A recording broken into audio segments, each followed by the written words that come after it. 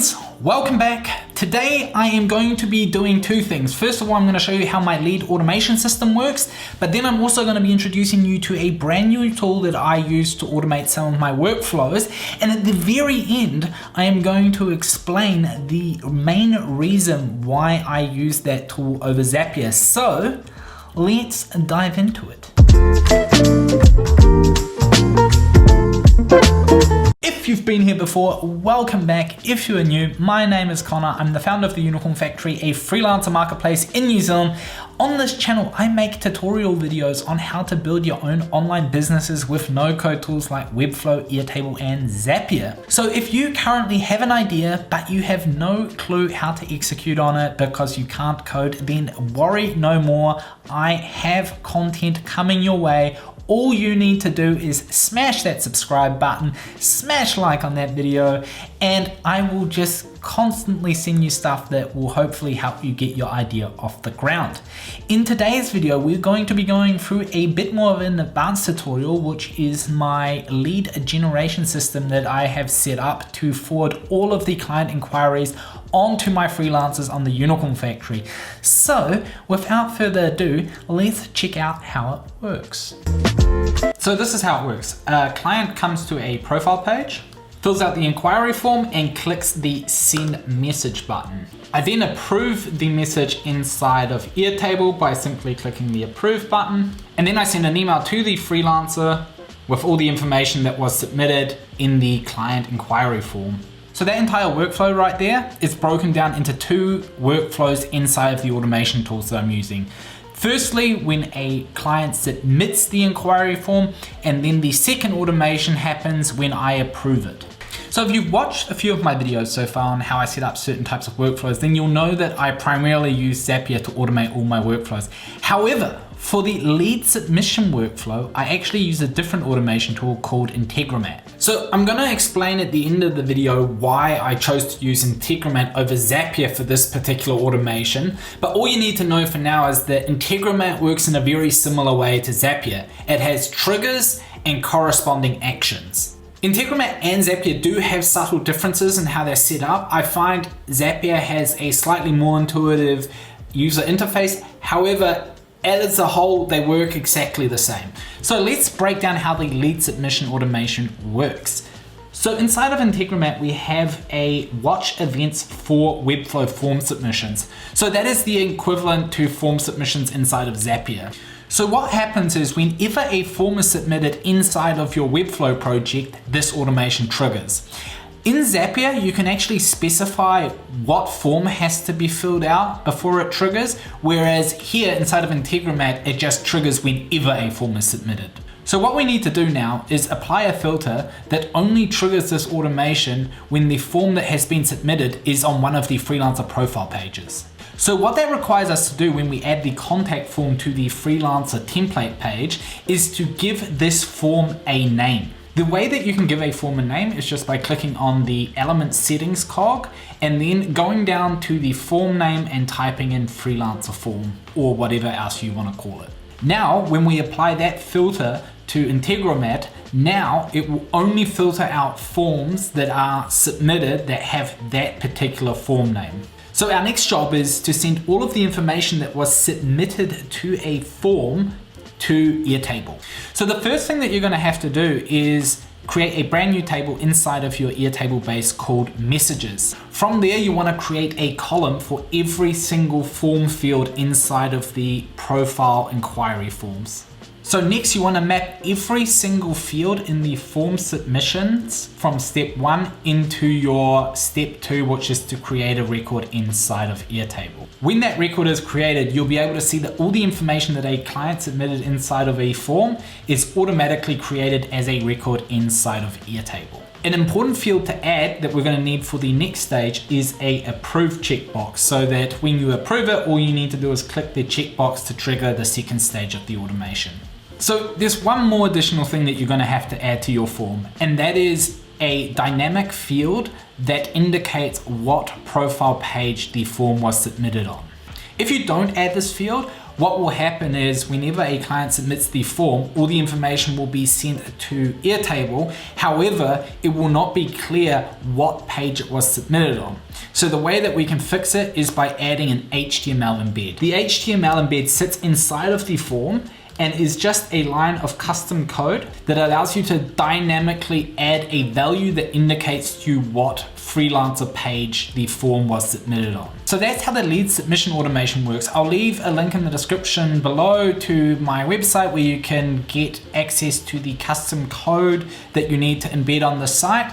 But really, there are only two things to really keep in mind with this process. Number one, if you are going to use Integromat, and it's perfectly fine to use Zapier for this as well, but if you are going to use Integromat, please be sure to add a filter that only filters out the freelancer profile inquiry forms.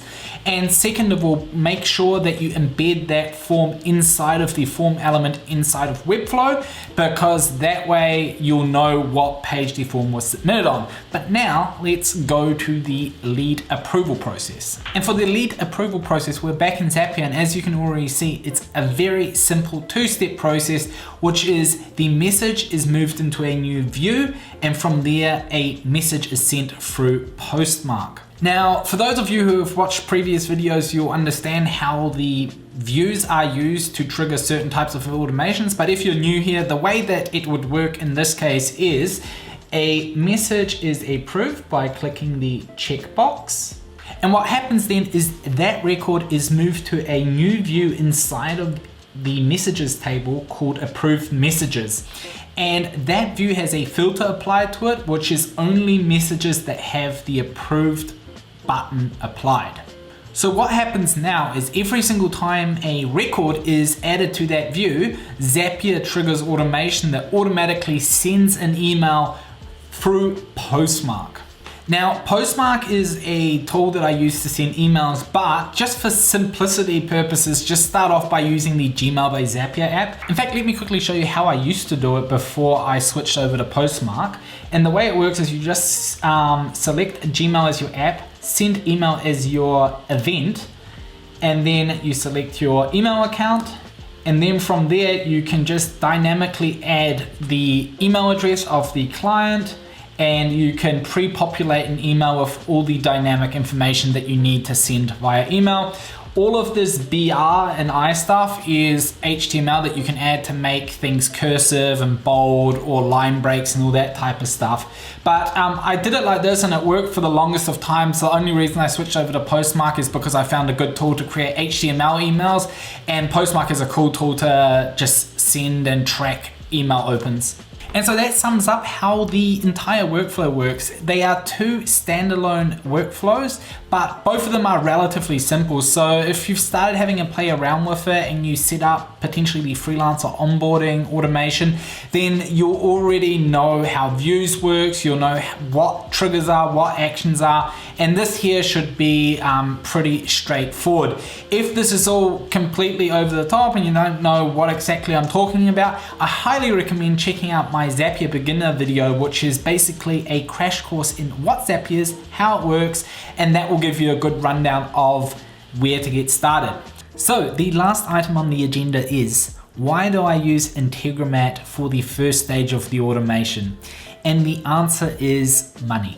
So let me start off by saying that Zapier is my favorite automation tool, bar none. So first of all, I love how easy it is to learn Zapier in the first place. Second of all, they are always adding new apps. They're also always adding new features that allow us to make even better workflows. And there's really nothing that comes close to what they are doing. They are, however, by far the most expensive automation tool that I use when I compare it to all the other tools in my stack like Webflow, Airtable, and so on.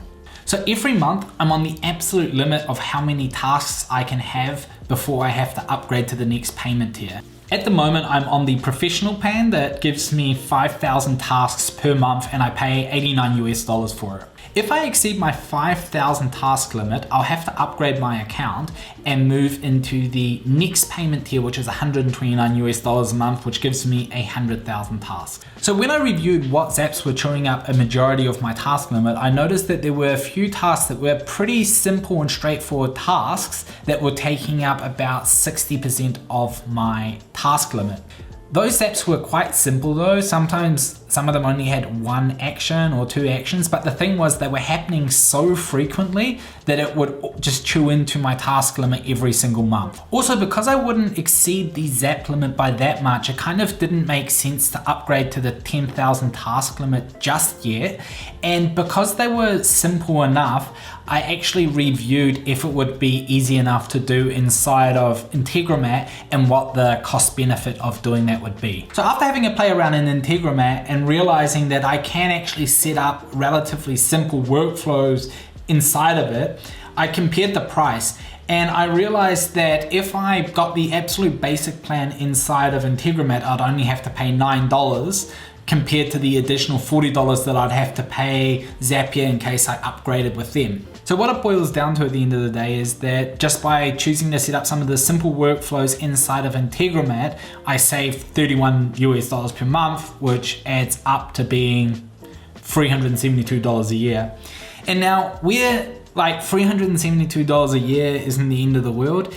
$1 saved is $1 made. And I kind of think that like part of the no-code mindset is to be resourceful. So if you can do something like that, then I feel like you should do something like that. And the way that I've always looked at it with the Unicorn Factory is my top priority is to get leads for freelancers. And if I can find a way to generate an extra few $100s that I can reinvest into ads, then I kind of have to take advantage of it. So I think Zapier is going to be fine no matter what. I'm sure they will not miss out on my $40 a month. But when it comes to other companies like newer makers who are bringing new software to the market, if you find it useful, don't hang out on their free plan for as long as possible. Just try and upgrade and support them because they are ultimately building the tools that are allowing you to succeed with building your platform. So that's a big one. Just pay them if you can. I just want to wrap things up by saying like and subscribe to this video if you found it valuable. Tell me what part was interesting. And also one other thing that I want to start doing is answering quick questions using YouTube Shorts. So if you have any questions, please leave them in the comments down below